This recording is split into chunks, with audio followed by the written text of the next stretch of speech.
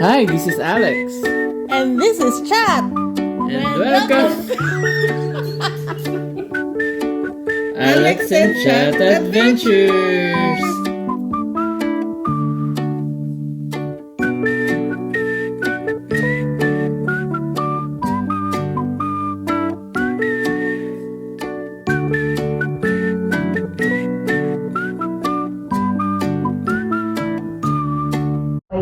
Amen. Sumapayapa nawa ang kaluluwa.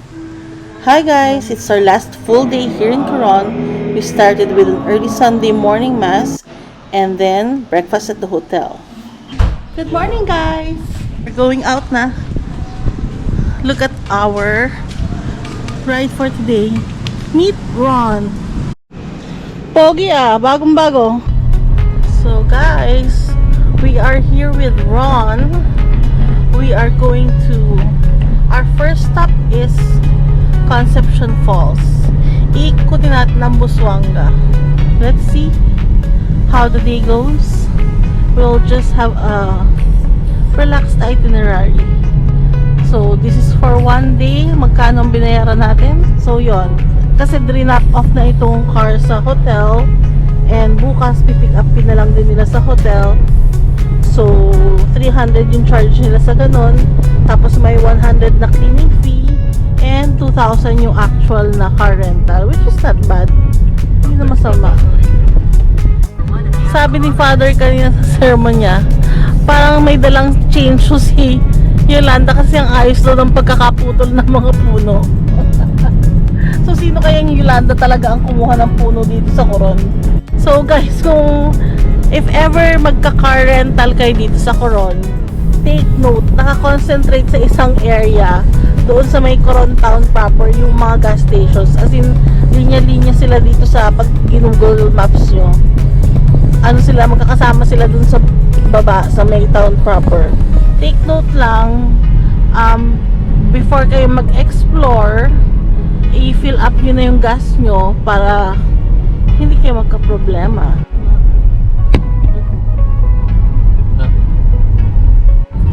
Guys, dito mo malalaman kung turista at local. Oh, spot the difference. Turista with a helmet. Yung mga locals dito guys, walang helmet. Para pupunta din ang falls itong mga to. Hi guys! Sige, Lizak. Siargao. Minus the coconut trees. Pwede din yung daan sa Siargao from... Ganda din yung daan, pero mas green. Ayun, mas lush. Mas lush. Mas lush yung paligid doon. So, You have arrived. dito. Parking area.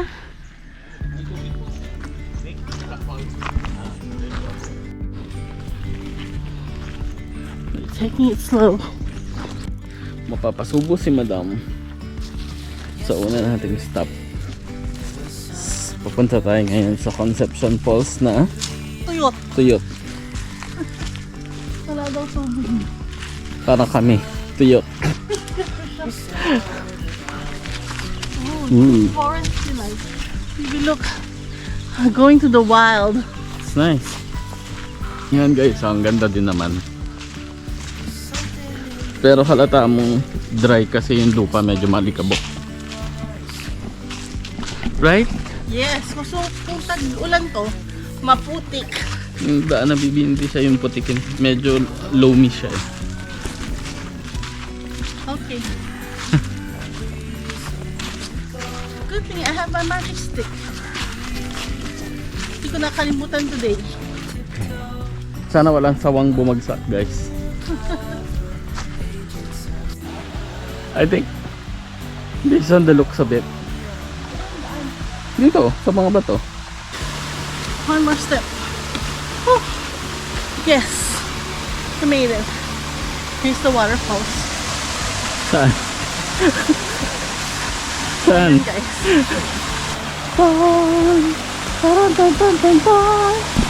Here is the mini waterfalls. Oh, lamig ng tubig. We're still inside the forest.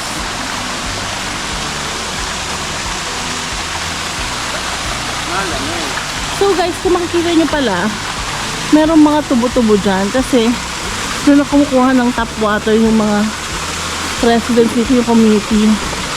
Apparently may isda dito sa falls. Ay, oh, meron nga, baby! May mga small. Baka may sugat ka daw. So yun, kaya pala sa ibang falls daw, halos wala nang dumadaloy ng tubig kasi nga, na-intercept na dito, medyo marami na yung tubo. Yung mga tubo, yun yung pumupunta sa community. Oo. Oo, yung mga nasa tubo, yun yung papunta na sa community. Kaya rin siguro konti. Ah, pero kasi summer din kasi.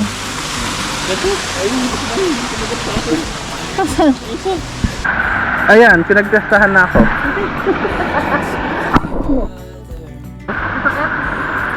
Hindi. Parang yung dun sa City Hall.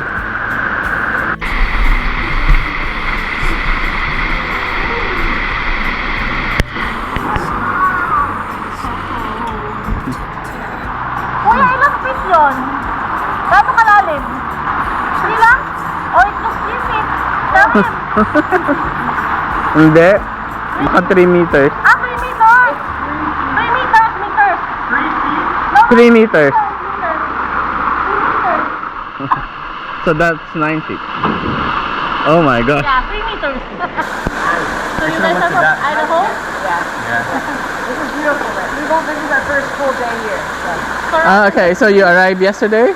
Yeah, last night. So guys, sila yung nakita natin kanina sa daan. Nakikipagtsikahan na rin tayo sa waterfalls. Nagkita-kita tayo. So yun guys, may mga nakatsikahan din tayo dyang local tourists as well as foreign tourists. Pero the falls itself, it's underwhelming. Nung time na nagpunta kami dyan, for a 1-hour drive from Coron proper, hindi namin siya i-recommend. We're done with Conception Falls. How do you find Conception Falls? Me? It's forever young. Guys, real talk lang. Underwhelming talaga ako sa Conception Falls. So for tourists, you can skip it. Coconut nut. Next stop natin is Ocamocam Beach. May mga kliyente rin yung mga locals na nakausap natin kahapon na magaganda rin daw beaches around the island, the Busuanga Island. Ay, may Tory Gates! Sorry, kids. Bigla nagka-Tory Gates. What is that? Yung nasa tuktok ng bundok. Anong hula natin? Ang hula natin yung pang weather forecast nila yung parang sa Pag-asa.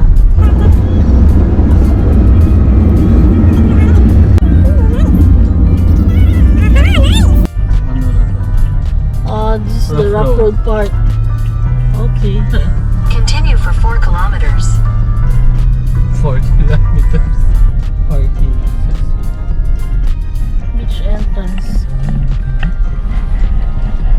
250 meters to go. Ocamocam Beach.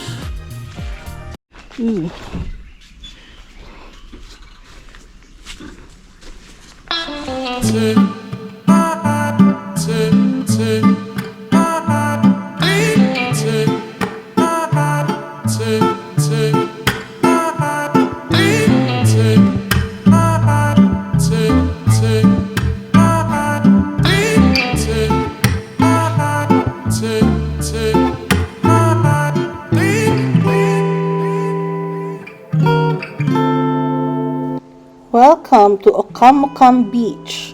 So this is probably a 2-hour ride if coming straight from Coron town proper to Ocamocam. Medyo may rough road lang siya na portion, pero the beach itself, it's really nice. I think this is the highlight of our road trip actually. Less crowd, hindi touristy, and talagang quiet lang, kalmado lang. I think ito rin yung jump off point. Merong mga boat rentals dito papuntang Black Island and Calawit Island. Yeah, it's gorgeous. Oh. Nice. Let's swim. Let's go in. Oh, it's nice and warm. Hindi siya malamig. Guys, super low tide. Andun ang Black Island sa banda dun. 25 minutes away daw. Ay ko, super low tide lang. Pero may mga kabibi.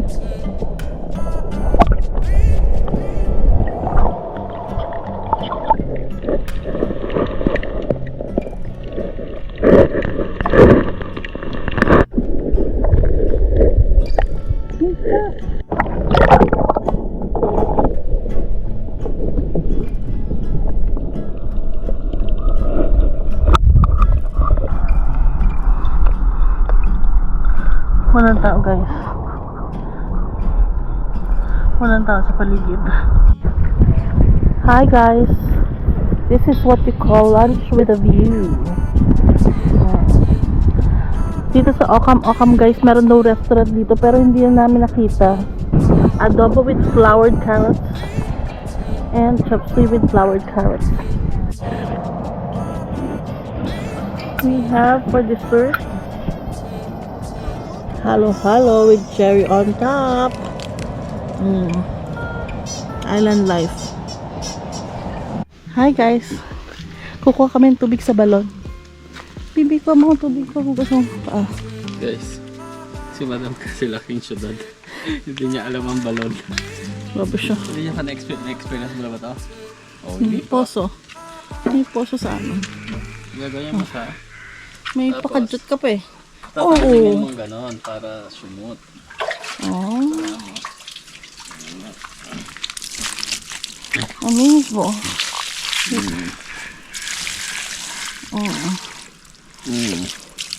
Nice and clean. Thank Fresh you, water balon. pa yan. Fresh water pa. In the wilderness. Sa parking area yan, guys. Let's go. Ito mga to, pagka lumaki yan, magye-yellow yan. Kasuy. Yan guys, ang kasuy. Pag nahinog siya, kakain na siya ibon. Prinsesa ang nakaupo sa tasa. Ay, nakaulwit. Ito, kasuy pa rin to. Ah, yan. Kasi yan. Ayun, ito na. Yung sinasabi ko guys. Ayun, ito. Yung nakaulwit sa labas, yun yung kasuy. Itong brown. Yung brown. Yung brown yung cashew nut. What a view, guys. So pretty.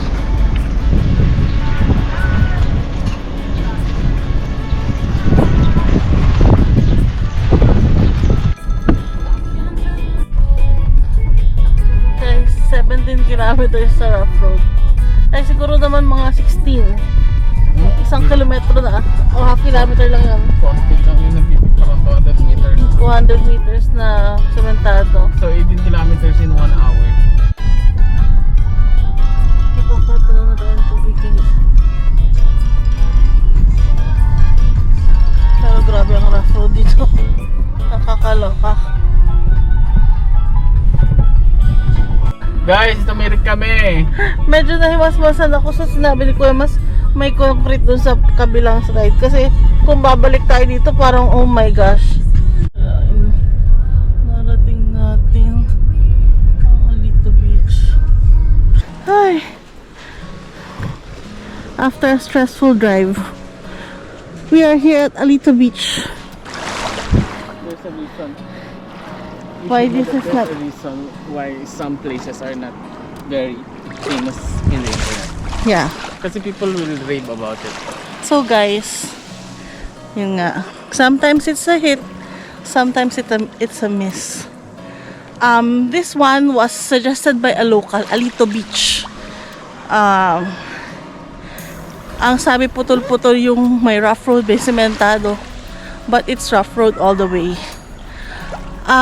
For the view, yes, okay naman yung beach. Pero for the journey to go here or to come here, I wouldn't recommend. Baka mas maraming beaches na malapit na sa Coron. Or hindi ganun kalala yung drive na pwedeng puntahan. I think yung main attraction sa beach na ito eto yung parang jump off point papunta dun sa kung saan mag-view ng mga dugong. So meron silang rates dito ng how much yung boat, 3.5 ata, and then may entrance fee pa para dun sa location na pupuntahan. So eto yung ano niya eto yung purpose ng beach na to. For swimming siguro okay din, pero there are better beaches na nearer, 'di ba? I'd rather have stayed in Okamokam. Bye, Alito. Alito. Na nauuwi sa alitan. Hi guys! So after Alito Beach, we decided to go back na sa town. Supposedly, pupunta pa dapat kami ng Makinit Hot Spring. Kaso medyo haggard versus na tayo guys dyan. So, yon, medyo tricky yung daan. And parang halos maghapon yung rough road natin. So, if there is any silver lining dito sa ating adventure today, na-realize talaga natin na it's not the journey or the destination, but it's who you are traveling with that matters most. Yun lang.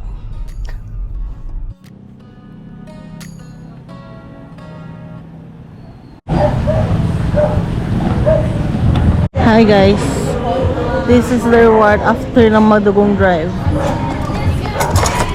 Calamari, sinigang na lapu-lapu, waiting for ensaladang talong And rice. and rice.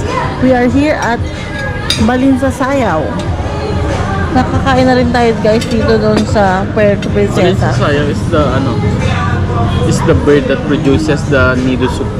Ah, The saliva of Balinsasayaw. ayun pala. Ang Balinsasayaw pala is a kind of bird. So, that's the bird that produces the nido soup for El Nido. Ensaladang talong.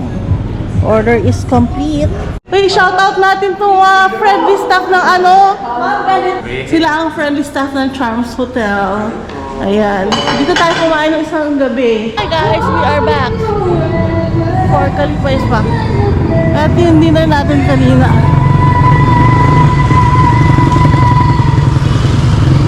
Guys, after a long day, highly recommended itong Kalipay Spa.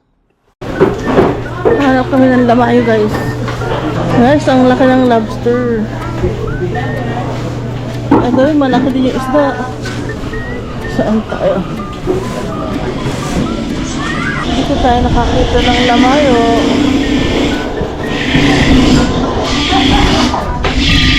Ayan guys, ito yung rabbit fish. Tapos hindi siya maalat guys. Masarap yan. Mission accomplished.